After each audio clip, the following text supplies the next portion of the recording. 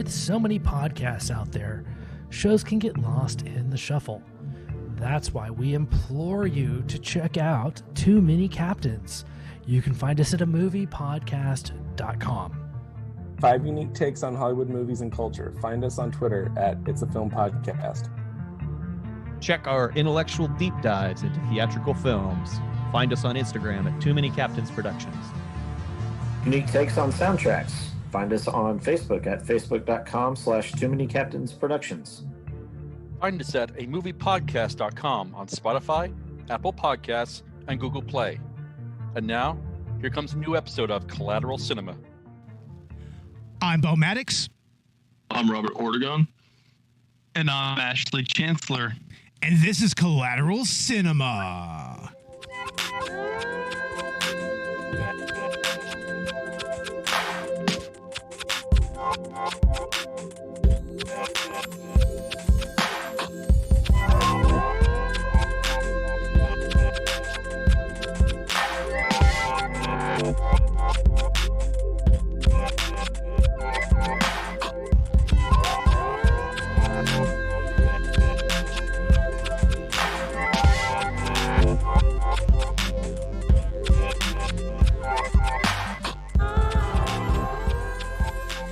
Welcome to Collateral Cinema, the only movie podcast that matters, where we focus on good movies, bad movies, and everything else in between in the world of cinema. We're podcasting straight from somewhere in South Texas, and yes, my friends, we are a 420-friendly podcast. So whatever you have, be it dabs, blunts, bongs, or joints, smoke it if you've got it.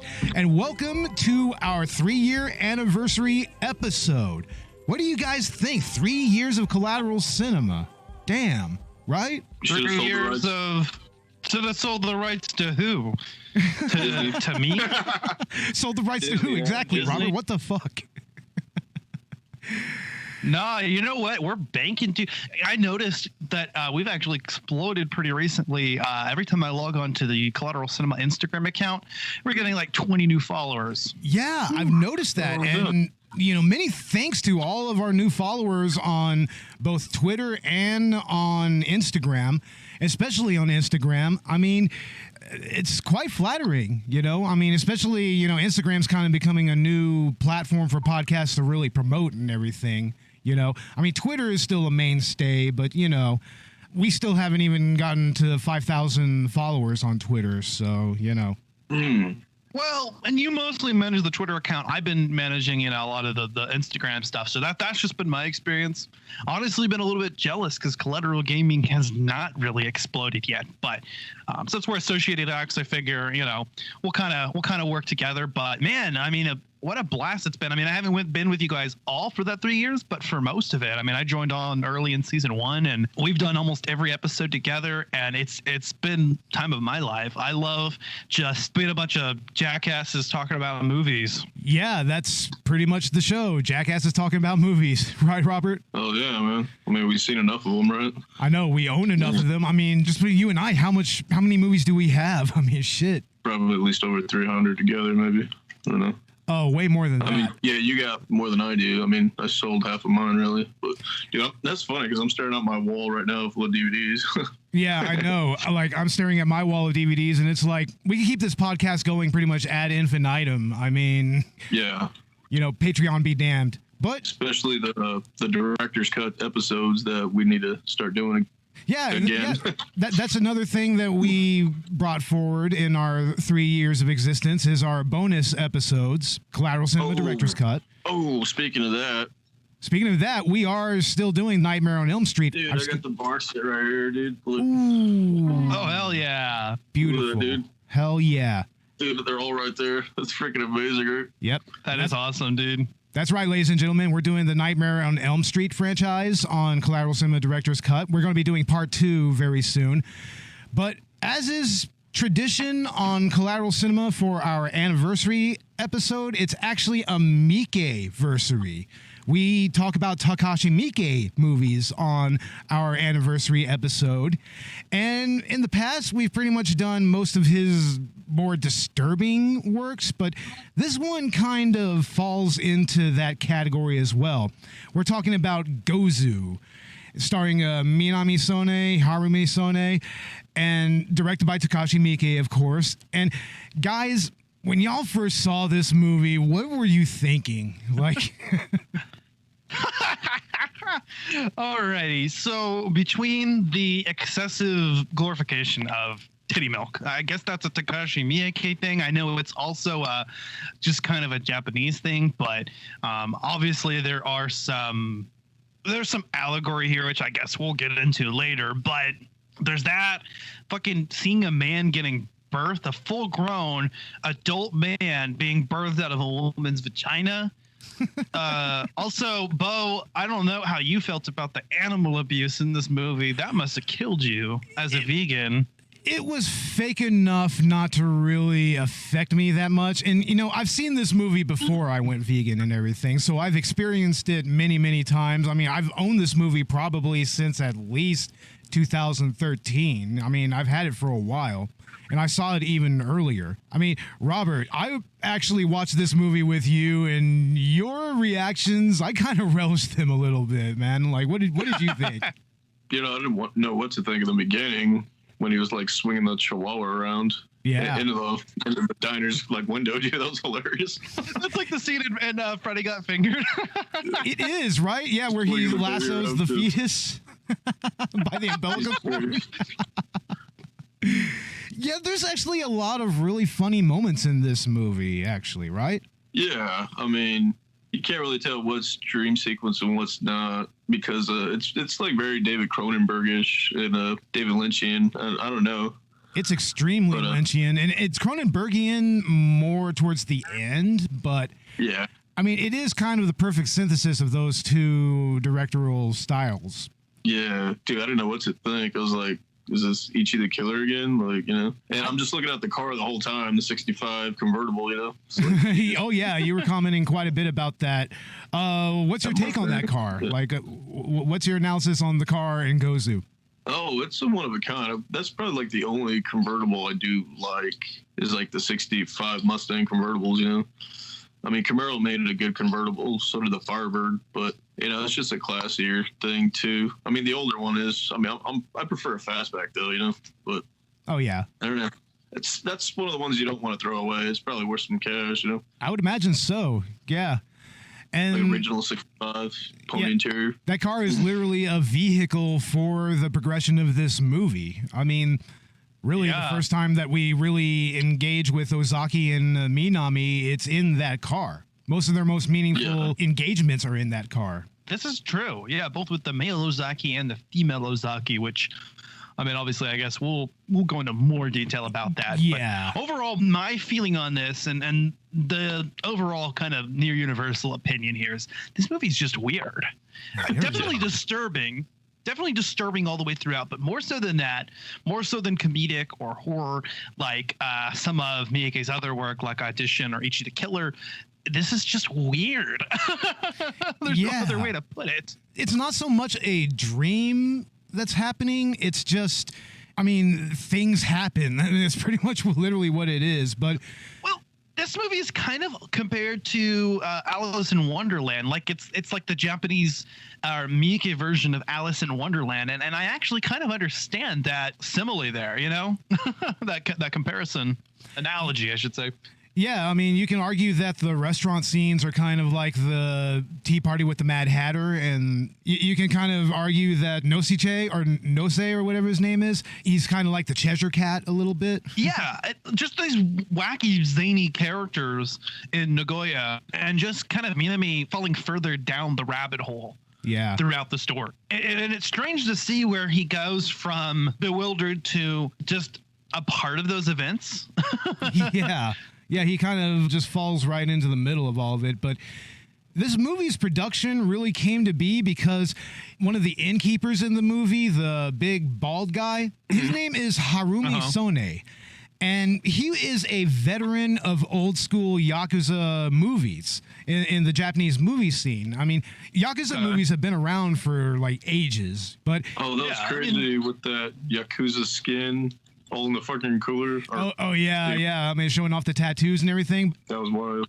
But Sone, he wanted actually more of a conventional Yakuza movie, which in some ways Miike has done in his early works, but Miike was just like, first of all, why do you want to make this movie? And it was like, Harumi wanted to use this as a vehicle to start up his son's acting career. That's who plays Minami, is his son. And Miike, he wanted to actually take a different approach to this. He did not want to make a conventional Yakuza film. So he got with the same writer that he worked with, I believe, on Audition, and he got with him, and they wrote out Gozu, and they went ahead and just went with what he wrote, and it just came out all surreal, kind of like Wonderland, and kind of just also a little understated in some ways. Freddy Got Fingers.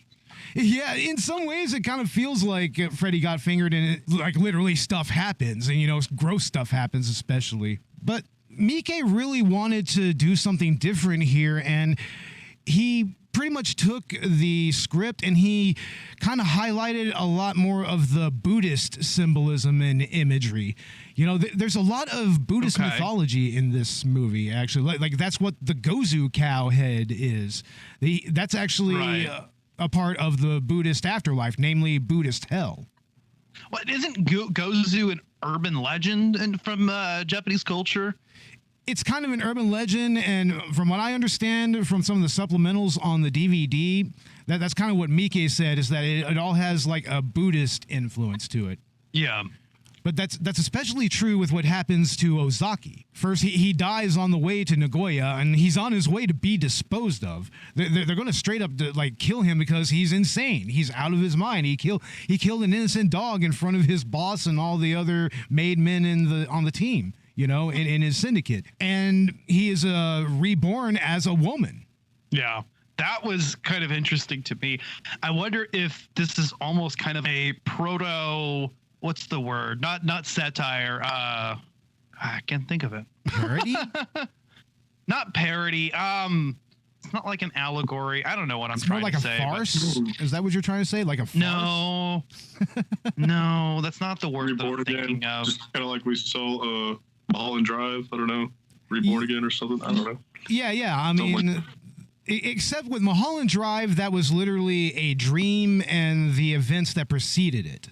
It was just kind of flipped around. Here, there's not really what I would call a dream world in effect here. Nobody's dreaming here. Nobody's asleep. Well, what's that yellow lens stuff? That's a flashback scenes, right, or something? It's not really a flashback. To me, that kind of shows whenever the weirdness is really kind of coming into effect.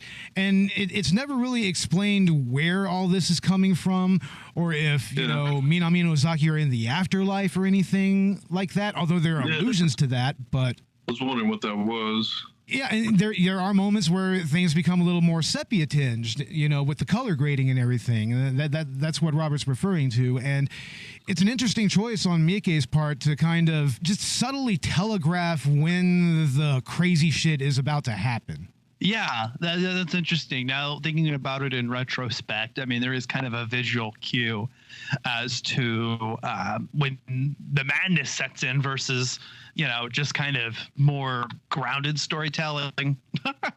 Yeah, there's nothing particularly grounded about this at all. I mean, some would even say that there's not even much of a plot here. I mean, the general plot is, like I said before, Ozaki is a made member of the Yakuza. He's absolutely out of his mind. He kills a dog in front of his entire crew. And they say, to hell of it. We're going to just send him off and we're going to kill him and dispose of him. He's a liability now. And so Minami, who is Ozaki's closest friend and brother in the organization, he's the one tasked to do that. And it's pretty much his journey into the insanity that is Nagoya, where Ozaki dies, he loses Ozaki, and then Ozaki comes back as a woman, then things happen, and then before you know it, Ozaki is being birthed out of this woman's vagina at the end, while Minami is trying to have sex with her. Like, that's the general plot. It's practically nonsensical, really, when you really look Not at at it. all. It's funny too, because I was really analyzing the relationship between Ozaki and Minami, because we go from, obviously they have this brotherly relationship, and actually he calls him Aniki, which means brother. And in some translations of the story, I mean, he's actually interpreted as being his biological brother. But if you know anything about Yakuza culture, of course, that's not the case. He's his mentor. Yeah. But so even so we have this kind of brotherly bond between the two of them, and yet Ozaki is facing, I guess, kind of this inner turmoil in the beginning about whether or not he should kill him. But because he's a member of the Yakuza, I mean, this is his thing. This is what he does. He follows orders, right? And he's willing to go through on that. But by the end of the movie, he's thinking, no, I'm not going to let you have him. Yeah. The interesting thing about Minami as a character is that he's kind of written in a way where he's not a traditional Yakuza at all, He's not nearly as rough around the edges or, even mean-spirited as the rest of his Yakuza brothers, especially not Ozaki. But Ozaki's just crazy as fuck. yeah, he's almost like the Kakihara of this movie, except just, no torture fetish. Yes, Kakihara. I can see that. Oh, it's just a little torture. I would have loved to have seen this movie in a dub. I don't think a dub exists of this. This is more obscure, huh? I don't know. I think that this is such an intrinsically Japanese story that it just couldn't really be localized like that for an English dub. That's the true. sub-translation is pretty much the best that we have there. It's the closest approximation to what they're saying. So, yeah, I think a dub would kind of ruin the subtlety of this movie. Yeah, I suppose so. It is funny. I know a little bit of Japanese, so here and there I can tell the differences and what's being translated through the subtitles and what they're actually speaking. And all throughout, I feel like it stays pretty close. There weren't a lot of differences as far as I noticed. Obviously, there's large gaps, but even capturing some of the nuances of the Japanese language and culture. Again, using the term for brother, which Aniki is literally the term that you would use for your older brother. But in Japanese culture, it might also be the term that you use for, a mentor type figure in the Yakuza group or in any kind of group like that. So. Yeah, well, there's also the angle regarding Ozaki and Minami's relationship where there's a little bit of TV Tropes calls it hoye, and that's like really playing up the more homosexual elements of their relationship, and that really plays into Minami's journey throughout this story, because this movie, it's just dripping with lots of sexuality in a way. Almost homoerotic, huh? It's very homoerotic when you think about it. I mean, there's that one scene where Ozaki is driving with Minami, and he literally tells Minami to whip his dick out. It's like, hey, I want to see your dick. Like, I don't know if you've been out driving with your homies. If you've ever wanted to, just have them whip their dicks out. I mean, if that's what you do, more power to you. But hey, Robert, whip your dick out. Oh, it's a dominant male submission thing. Oh my God. Stupid. But yeah, and then Ozaki gives him crotchless panties, which plays into the ending of the movie. He has sex with female Ozaki, so he has her put on the crotchless panties. I think it's funny how much of his life that he confided in Ozaki, because the kind of things he says to this fellow member of the Yakuza about his childhood, about the fact that he's a virgin and he masturbated to a picture of mating dogs and oh, come on now.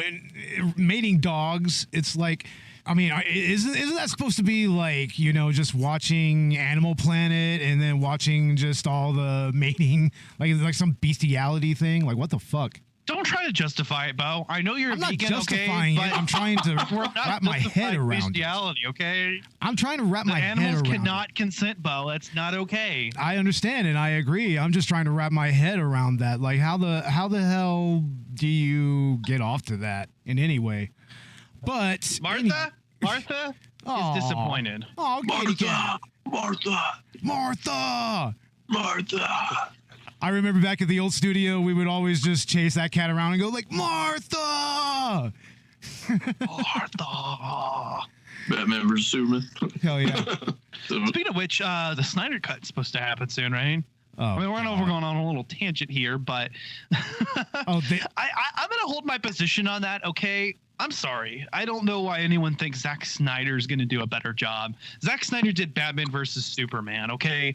And Joss Whedon did The Avengers. And we can say what we want about, you know, how he treated the cast members. Obviously, that's not okay if that's true. But as a director, obviously, he's superior. So I think the only reason why Justice League ended up being a mediocre movie and not like a shitty movie was because Whedon ended up, you know, finishing it. Oh God. I mean, release the Snyder Cut. I don't know if I have a position. I say let's release it because everyone's been asking, but I'm not holding my breath that it's going to be any better. No, it's not. I completely agree. It's not going to be anything of value. I mean, Jared Leto looks interesting, but I mean, I don't know. Birds of Prey 2 wasn't too bad. Oh, really? I didn't see that. Yeah, it was actually pretty good. That one. Yeah. No kidding. Wow. I heard mixed reception on that one. Some people love it, and some people it's pretty cool. Actually, you got to see that. It's a Harley Quinn movie all its own, you know. Right but on. I actually liked Wonder Woman 84. I thought it was not bad. I mean, there was definitely a suspension of disbelief problem, but at the same time, like, it wasn't a bad movie. It was your typical like superhero movie, not anything special, but it was fun. Anyway, I know we're going off on a tangent, but this wouldn't be a Collateral Cinema episode if we didn't. And also, does it not match the tone of the movie that we're talking about? Oh, yeah. I mean, just going off on the tangents. I mean, you could argue that Gozu is just full of tangents, like left and right. That's all it is, Beau. It's just more, all the way throughout. More airtime filler. I wouldn't call it filler. It is a compelling work. I mean, it's just, like I said, stuff happens. I mean, speaking of, let's go ahead and talk about some more of those scenes that happened. What did y'all think about that whole thing with the American girl who was reading the Romanized Japanese on the cue cards, and they actually show the fucking cue cards? What did y'all think about that? A, she was hot. B, I actually heard that American actress actually did have to have cue cards because she couldn't read Japanese as well, and then so they wrote it in Romaji, and so they just decided to go with it and make that a part of the scene. Yeah, and it fits the tone of the movie like entirely too well, actually. Yeah, like kind of meta, you know. Yeah, it's one of those things that Miike just kind of went with. You know, he just loved the idea of the cue cards on the ceiling, and he was just like, "Fuck it, let's incorporate it into the story." I mean, it's a good little touch. And another fun fact about that scene: that actress, she was actually Russian. She wasn't an actual American. She was a Russian girl playing an American girl who was speaking Japanese off of cue cards. And you could kind of hear her Russian accent a little bit if you really listen to it. Well, that's not as crazy as Elizabeth Olsen portraying a Sokovian who is doing an American accent, and her Sokovian accent is slowly leaking through the American accent. Oh. I'm just going to throw it out there. She's a fantastic actress, and WandaVision is really fucking good. Yeah, we've got to touch on WandaVision, of course. I mean, go watch that show, I guess. I mean, I'm kind of indifferent to it, but, you know. I think it's awesome. It is such a unique, brilliant piece of work for the MCU. I'm really interested to see where they go with this, but that's my other tangent I decided to introduce. Robert, you want to talk more about the car? We might as well go on another tangent. You know, what other cars did you see in this movie? Not enough Subarus, not enough Evos, you know? Yeah. Mostly just the 65 sticking out, you know? And what do you think is the significance of Miike choosing an American car to drive around in Japanese in his movie, like in a Japanese road? Like, I mean, because they have a different way of driving over there. He got that shipped over because that's not even right-hand drive. Yeah. I mean, Australia has, like, right-hand drive, like Fords. Is that even legal?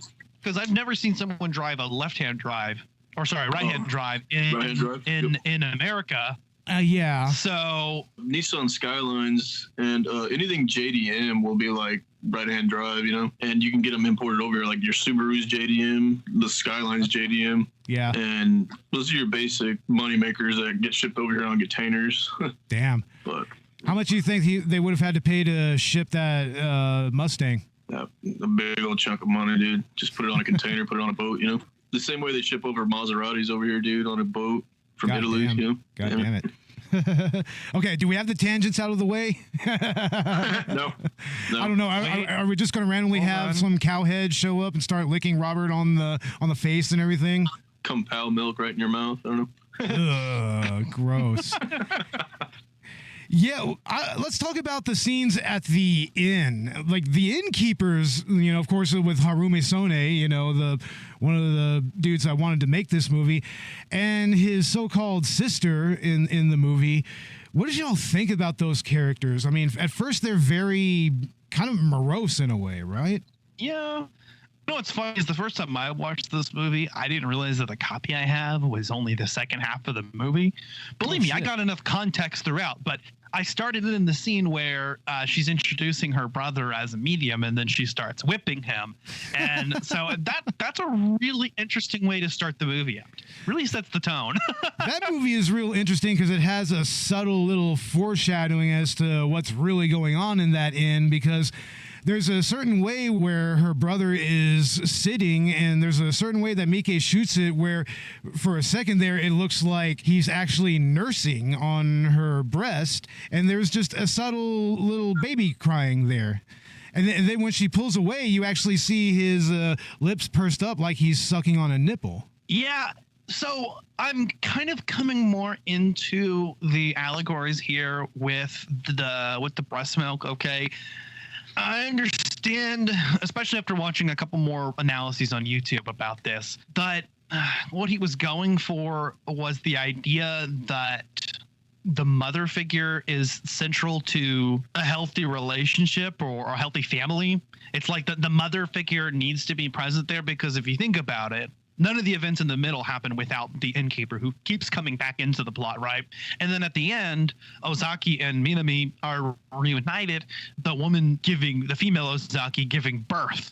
Yeah. And then, you know, becoming a mother. So I just thought, I'm just barely grabbing on to the end of that plot thread. I'm not quite sure where that logically concludes, but, you know, I kind of see where this is going. Maybe you can get into more detail about what's really meant here.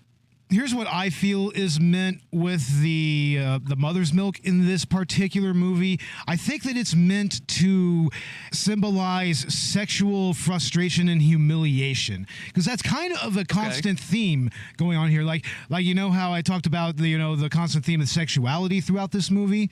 Well, that's kind of part of it.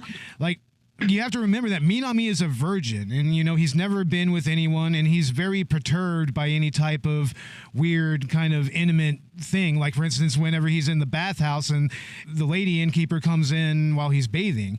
And there's also, the aforementioned scene where he has to whip his dick out for Ozaki. I mean, there's that moment where the innkeepers are making the milk. They're producing the milk in the bottles. And there's that scene where she straight up gives him a breast milk facial, and that kind of ties into that humiliation again, and also his frustration, because you could tell that he really, really wants to have sexual relations with someone. It's kind of obvious where that attraction is kind of being directed towards, namely Ozaki. And then he becomes Ozaki's daddy, technically. Yeah. Because he doesn't get birthed until he actually comes inside of her. And then, I don't know, I guess we just blow through a full 9 months and then 40 years of pregnancy. Exactly. And another interesting thing is you see at certain periods this one kid who's just sitting there and he's drinking the breast milk, which also kind of goes back into that whole motherhood angle that you were talking about. How many times? Right, like in the background, right? Yeah. How many times is he in like a shot just drinking that damn milk, dude? That's weird. At least two. There's one outside of the restaurant where Minami has lost Ozaki and he's sitting in the front seat.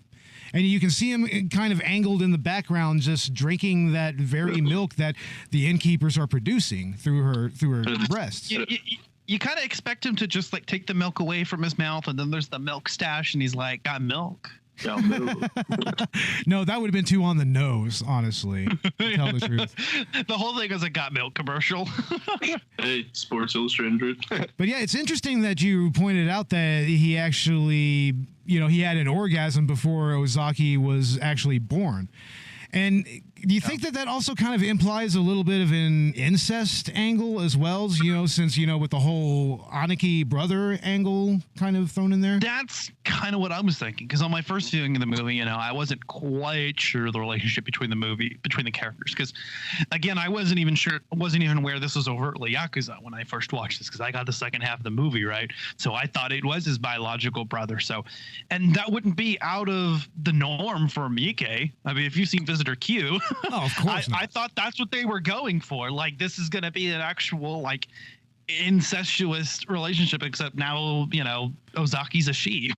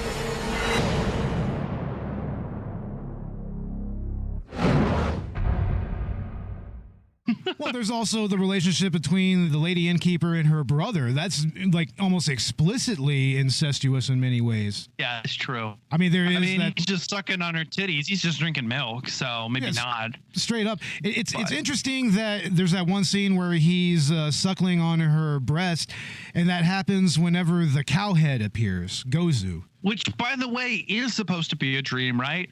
Except that in both of the dreams that Minami has throughout, he ends up acquiring an item from the dream that follows him into the real world. Maybe a little Nightmare on Elm Street illusion there, right, Robert? Yeah, that's what I'm thinking. Yeah? Like, I don't know. At the end, that's where this whole movie starts changing, It's freaking crazy. Yeah. Like the birth popping out of his wife's head or whatever, popping out of her. Dude, that reminds me of, like, John Carpenter-ish. Like, I don't know. The thing totally. coming to life. Yeah, and what did y'all think about the cowhead apparatus, that special effect? That was really, really cool that it was a practical effect, right? With the tongue coming out and just looking at his face, dude. Like, damn. Well, and that's actually the crux of the movie, right? Gozu, cow's head. Yeah. So it's interesting how little that factors into the overall plot. I mean, that's just right smack dab in the middle, and it's just this dream sequence. Yeah, and yet... And the movie, from what I heard, has very little to do with the actual urban legend of Gozu, but I think supposedly is influenced by all kinds of urban legends throughout. Yeah. I mean, you could kind of argue that he's just kind of a messenger of the dead, because that's what he does. He gives a letter to Minami from Ozaki. Yeah. Ozaki, who's already dead, but maybe not, and then ends up being a woman, and then... Yeah, what did y'all think about the whole angle of Ozaki becoming a woman? I don't know, dude. I'm just taking it all in, too, just learning. My take on that is that once again goes into the whole homoerotic angle. That's supposed to kind of symbolize the manifestation of Minami's attractions towards Ozaki. It's meant to symbolize his sexual attraction to him. And like we said before, this has a little bit of a feel of Alice in Wonderland, right? I mean, Nagoya is essentially Wonderland. Right. I mean, basically, yeah. And then with the frequent references to, like, you're not from here, are you? I mean, it definitely feels like that. And what's interesting about Alice in Wonderland is that the Cheshire Cat that says, like, if you weren't mad, then you wouldn't be here. Yeah. So that kind of alludes to Minami's own sanity, so to speak, as he he seems like maybe he's the straight man in these events and all these weird things are happening to him, but he's not exempt from the madness of it all. Almost like Freddy got fingered in a way. I mean, the whole world is kind of kooky, right? Yeah, I mean, if you remember back to the Freddy got fingered episode, I mean, that was pretty much a world without consequence. It was a world without any real value towards anything. But isn't there almost kind of going on here? I mean, death isn't final, right? No. In this story, there almost are no consequences of anything that happens throughout. Minami doesn't have to face the consequences of having betrayed his brother. Nor does he have to feel the consequences of what he does to his Yakuza boss in the end. Right. So in a way, I mean, this is also quite a bit like Freddy got fingered in that respect. Yeah, it kind of has that same gross out angle to it, right? What do you think, Robert? You guys keep talking. You're doing fine. Oh my God. Yeah, it's a lot to process, right? Yeah, you sick fuck. Oh, I'm the sick fuck. It's like the more you think about it, it's like the more you think about it, the more you realize in retrospect. Yeah, kind of, sort of, you know. But anyhow, Robert, what did you think about the overall acting in this movie? The performances of the character of Minami and Ozaki and everybody? I don't know. I need to watch this one more time. I've only seen it once. What was your initial impression of it? Like I'm watching another Ichi the Killer movie, or you know. Yeah, I mean, it falls into that same genre of Yakuza film, except, I mean, Ichi the Killer, it's a far more linear movie than this. This just, like we said, it goes all off on tangent and tangent and tangent. But in the end, the tangents all come together to kind of show the characters happy in the end. I mean, in the end, I mean, what's the end of Alice in Wonderland? I mean, does that have a kind of happy ending for all the characters? She just wakes up out of a dream, sleep or something. Yeah. Well, unless you're playing American McGee's Alice and she's just waking up in a fucking asylum or some shit. But but yeah, I mean, in the end, this movie has a happy ending. Yeah, you know? It does. Oh, kind of like Slumber Party Massacre 2, right? Oh, she wakes up in the asylum and it's like some guitar dude comes out of her dream world. Dude, that's crazy. Yeah, I wouldn't call that a happy ending, but yeah, it's kind of similar to that. Just something just kind of coming out of the dream world to attack her. Of course, she's hallucinating it, but, you know. Yeah, see, I couldn't tell because I think all her friends were dead. And then at the end, she ends up in an asylum. And then the driller killer is coming like right through the floor with a guitar. I don't know. and then that's where it ends. You know, it's funny, too. Again, going back to no consequences, at the end of the movie, after female Ozaki gives birth to male Ozaki, you know, she looks drained and like she's not going to survive. And then they're like, oh, yeah, we put her in hot water and she was fine. And then you see the three of them walking arm in arm. I guess they're living together now. Yeah, they're like a throuple, right? Kind of. Right? What kind of relationship is that? I mean, that's got to be interesting. I mean, there's the whole angle of, you know, female Ozaki being the rebirth of Ozaki and then leading to a double rebirth. So it's, I mean, do we have two copies of the same person here? I mean, what does a female Ozaki become after giving birth to male Ozaki? I mean, is she still Ozaki? Yeah. I mean, it brings up some interesting questions about one's identity, you know? Like, not only sexual identity, but just identity, period. I mean, and how the whole rebirth angle plays into that. You know what's funny is we never even really know any of the characters' first names. I'm assuming what we're hearing are their surnames. That would be the norm in culture. Yeah. So Ozaki and Minami are likely their family names, but we don't know what their given names are. That is interesting. Yeah, they're kind of like nameless protagonists in a way. Right. I mean, and that's another thing is that I wouldn't say that this movie has traditional protagonists or antagonists as we usually know them. There's no real antagonist at all, so to speak. I mean, Minami is, arguably the protagonist, obviously, but I mean, the closest thing we come to an antagonist would be, I guess, the Yakuza boss towards the end, but. And that was just because he was being a sleazeball towards Ozaki, you know, I mean, which was, right. established early on that that's kind of what he's like. I mean, he really, really likes the ladies. And then he gets into that whole ladle thing. Like, he literally has different ladles set out for different, like, sexual experiences. This is a guy that's had that kink for a while, and he knows it well. I mean, Robert, what do you think of when the first thing he did was lick his finger and then just lube himself up and then just grab that ladle and just... I think he was doing it wrong. He should have spit on it, yeah. Oh, yeah, I've heard that spit is a terrible lube for that sort of thing, you know. It's okay. You're going to rupture your anus like that? I know. Unless you're a dry guy. Unless you're a dry guy, man, whatever helps you. Oh, my Lord. Yeah, it's Right. like going to become like one guy, one jar. Ooh. A dry guy is like a serial killer-ish, right? I don't know. Well, basically, right? It is one man, one jar because he ends up falling on the ladle and impaling himself, and he's dying in, I guess, the best way he could, achieving orgasm at the same time. Oh, he's in ecstasy when that happens. Like, even for a second there after he's electrocuted, he has that one smile on his face, and then he just goes down, and he's gone. And then Ozaki is just like, Minami. Wow. Like, yeah, she got all aroused by it. But, I mean, what do you think Ozaki was trying to do there with the boss? I mean, I want to say he was going to try to kill him, right? Or she was going to try to kill him. Yeah, I don't know. I mean, if we go by earlier in the film, when the truck driver picks her up and she just kind of goes along with it, it almost seems like Ozaki is just fulfilling these male fantasy stereotypes of what a woman should be, submissive and just allowing the man to do with what he will. And maybe that's the angle they were going for, right? Because Minami has maybe these unresolved fantasies about Ozaki, but maybe due to cultural stigma is unable to fulfill those.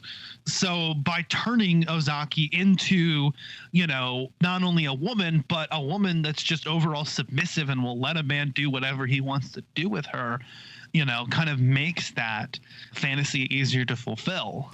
And it's also a subversion of the whole power dynamic that Ozaki and Minami had before the rebirth into Ozaki 2. I mean, definitely, yeah. Yeah, I mean, at first, Ozaki was Minami's senior, his mentor and everything. But now it's just a subversion and inversion. An inversion, you should say. Yeah, sorry, it's an inversion. And then in the end, he's the one who takes Minami's virginity. He even comes early inside of her. Yeah. There is no thrusting going on. He sticks it in, holds it there for a second, and then he comes. Like a virgin, man. God damn. Hey, my first time was not like that, okay? I came quick, but not that quick. Neither was mine, honestly. Robert's like, what the fuck are these guys talking about? Robert, you want to share your first time, Robert? Do you? Yeah, it was in a shed. Oh, it's okay. Mine was behind the Silverado movie theater. Oh, wow. Oh, goodness. Well, mine was in a horse stall, so.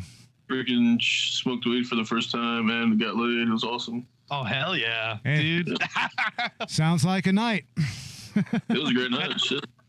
It was a 2-for-1, Yeah, I got dick wet and got high. Great night. So, guys, based on the Takashi Miike movies that we've seen in the past, where do you think that this movie ranks? Like, I mean, and what is it comparable to in just based on the movies that y'all have seen on the show so far? I think I don't like it quite as much as Ichi the Killer, but I think I might like it a little bit more than Visitor Q. Yeah.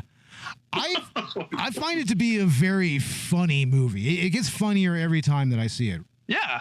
I mean, and I wasn't sure about that the first time I saw it, but again, thinking about it more in retrospect, and I think being able to grasp some more of the allegory, I think does make that a little bit easier. And whereas Visitor Q was more out of this world, just completely shattering your foundations and just completely not being what you expect to the point of being what you expect, I think that subverts your expectations in a more subtle way. Needless to say, yeah. I mean, I think that, when it comes to all the other movies, I've seen a few more Takashi Miike movies than y'all have. I own quite a few of them. When you compare it to something like Fudo or Crow's Nest or even something like Imprint, like, to me, this right here, I kind of fail to really see why it's so disturbing. It's just more of a weird mindfuck comedy to me, you know? Yeah. And to me, that's kind of comparable a little bit to Visitor Q, but also to Happiness of the Katakuris, although that's a way more fantastical movie. But I think that this is among his better works. I like Audition, I like Ichi the Killer and everything. Those are definitely movies that you should start with, but this one is a little more esoteric. It's a little slower. It's more methodical. It's trying to build to a point, you know? So I say that this is definitely one of my favorite Takashi Miike movies. What do you think, Robert, just based on what you've seen before? Yeah, I've only seen like Ichi the Killer and that other one. I don't know, man. I don't know what to take in every time. It's like something new. Yeah. Well, that's just Miike in a nutshell. He has... What's up? How many movies did you say this guy does, like, a year?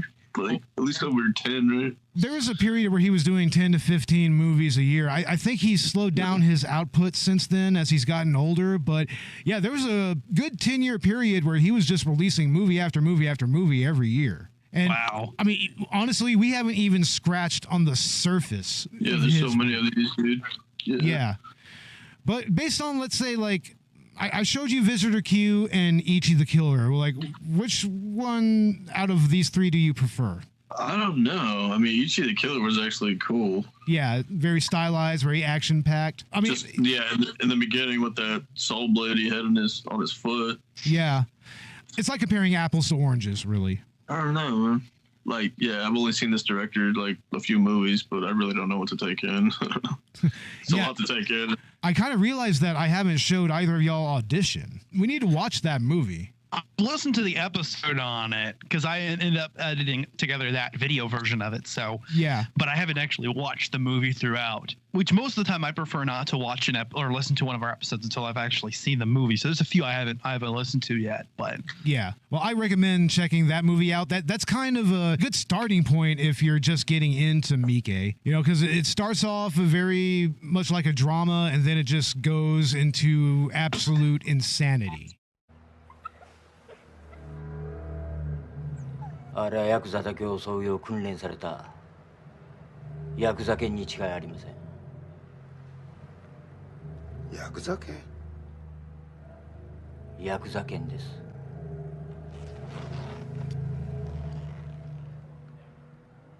あれが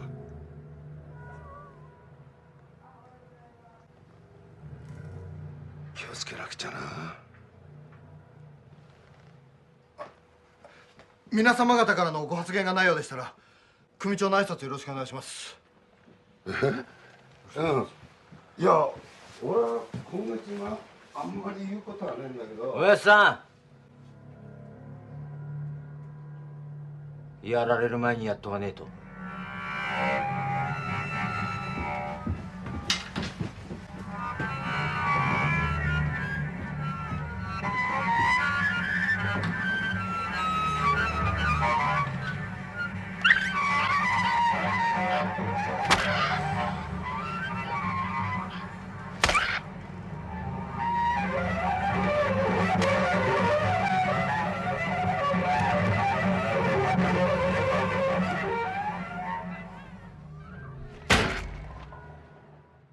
We're going to go ahead and start wrapping things up. Let's go ahead and give some final thoughts here. We'll go ahead and start with Ash. All right. Well, I think any fan of Takashi Miike should check out Gozu for sure. One of his more memorable films from what I've seen and heard of. I do think it's a little bit more of an obscure reference compared to more of his more notable work like Audition or Ichi the Killer. But for me, this one stands out quite a bit. And it's something that I definitely want to revisit and watch with a clearer vision, maybe after I've seen some more of Miike's work. Yeah, But I mean yeah, I get what you're saying there. This is definitely the type of movie that you want to. It's kind of a sleeper hit in his discography. So yeah, I kind of feel what you're saying there. Robert, how about you? But it reminds me a lot of how I felt after.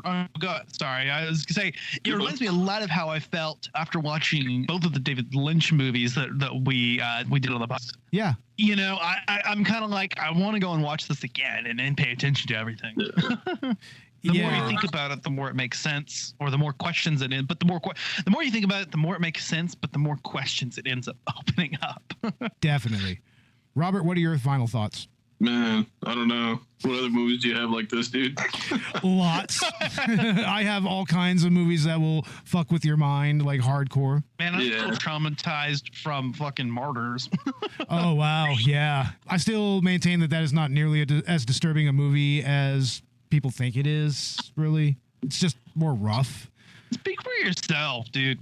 A woman gets flayed alive in that. Yeah. Well, you know. But yeah, I don't know. I really like Cronenberg's first movie, the one that you showed me. I don't know. Oh yeah, Shivers. Yeah, we got to do that on the show sometime because that's a really cool movie. I felt it a lot like almost like Cronenbergish. Though I was like, God damn, this is so cool. That's like tinges of The Brood, tinges of The Fly, maybe kind of. Yeah, exactly. Goldblumish. Yeah. Yeah, it's just that body horror that Miike throws into his work every now and again. It's very much directly influenced by Cronenberg. But my final thoughts, like I said, this is among one of my more favorite Miike movies. I think that it deserves a lot more analysis and a lot more deep dives because I mean there's plenty of that on the internet, but I mean, this is a movie that's just like Mulholland Drive or Eraserhead, where you really, really just want to peel every layer back and you really just kind of want to try to get to the gist of it all. And, yeah, exactly. I mean, this has a lot of layers. I mean, it has Buddhist mythology. It has elements of sexual frustration and awakening. It has, even some incestuous elements here and there. And all in all, it's just, like we said, a dream world without a dream. It's Wonderland. So I highly urge people to watch this movie wherever you can. And it's an experience, needless to say. A straight up experience. But we'll go ahead and end it there. Ash, go ahead and plug Collateral Gaming and bonus round and whatnot.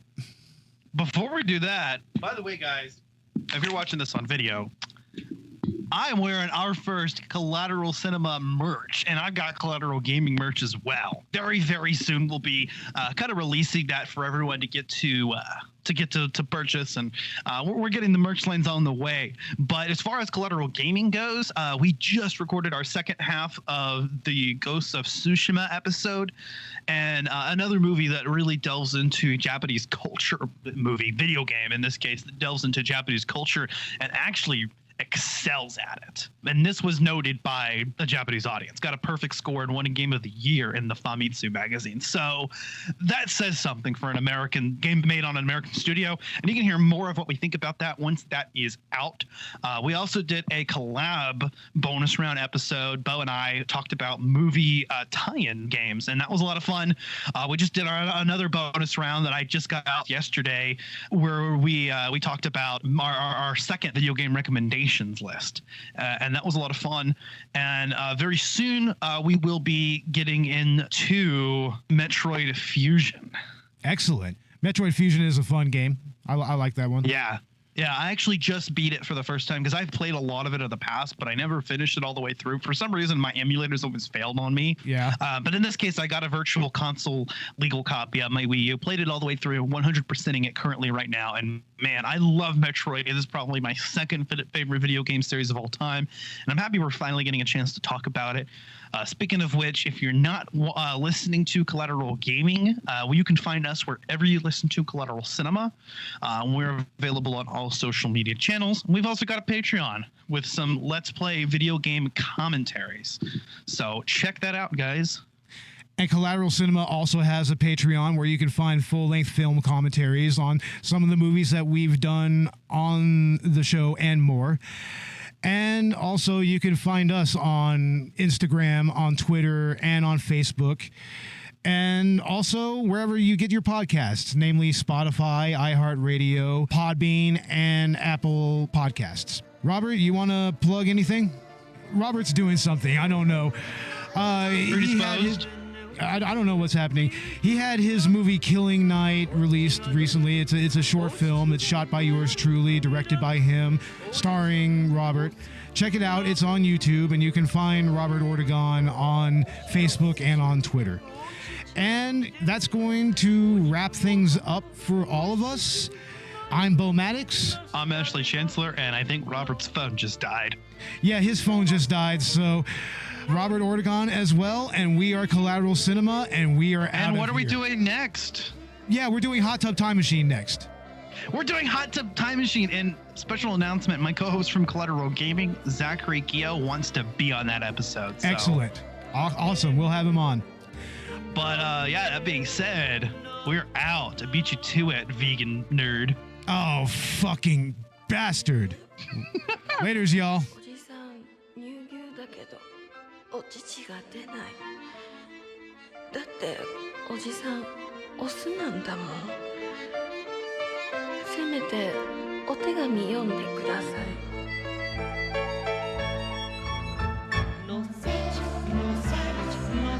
何を知ってるの？誰にやられたの？ちょうだいちょうだい。